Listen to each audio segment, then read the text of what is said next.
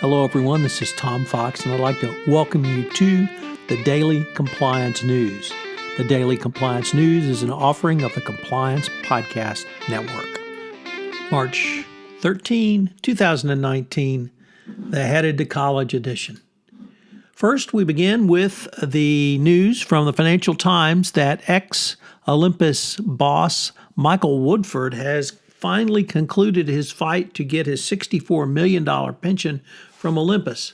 They have been denying it to him since 2011 when he exposed an accounting scandal at the company.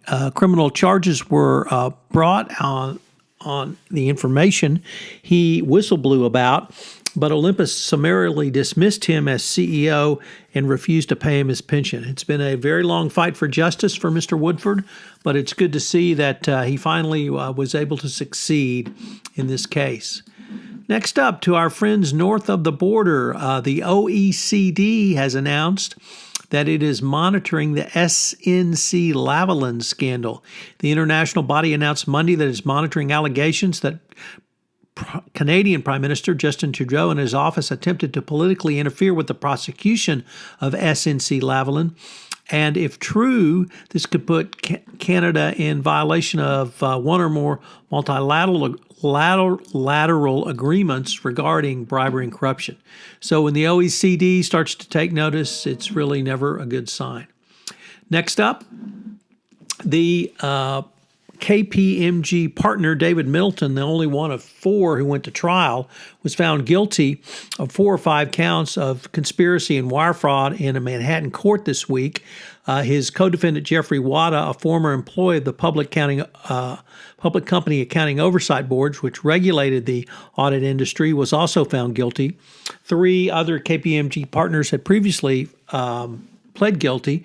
This involved the scandal where KPMG partners led by Mr. Middleton purloined or got early information from people like Jeffrey Wada of the audits that KPMG was going to face, and then tried to use that information to clean up bad audits. So a very humiliating end for a former national practice partner at KPMG. And finally, in today's really stunning news, federal prosecutors have charged dozens in a college admissions cheating scheme.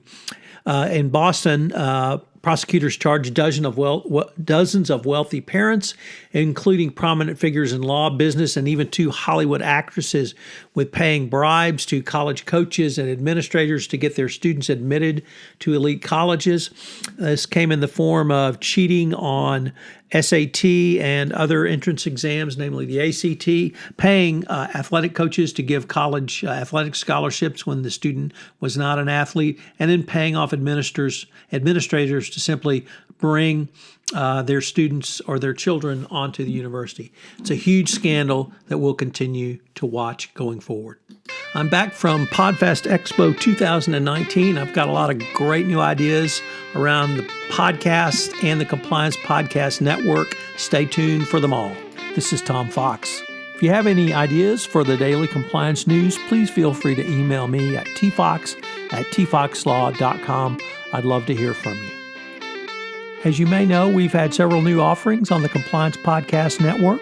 One of those includes Popcorn and Compliance, where Jay Rosen and I take a look at compliance through the lens of movies, both current, contemporary movies, and classic movies. Also premiering in December. And finally, Mary Shirley and Lisa Fine have premiered their new podcast, Great Women on Compliance. I hope you will check that out. It's a great podcast series. We have several other offerings that are in production that will go live hopefully in Q1 of 2019. I hope you will check back to see the offerings on this Compliance Podcast Network.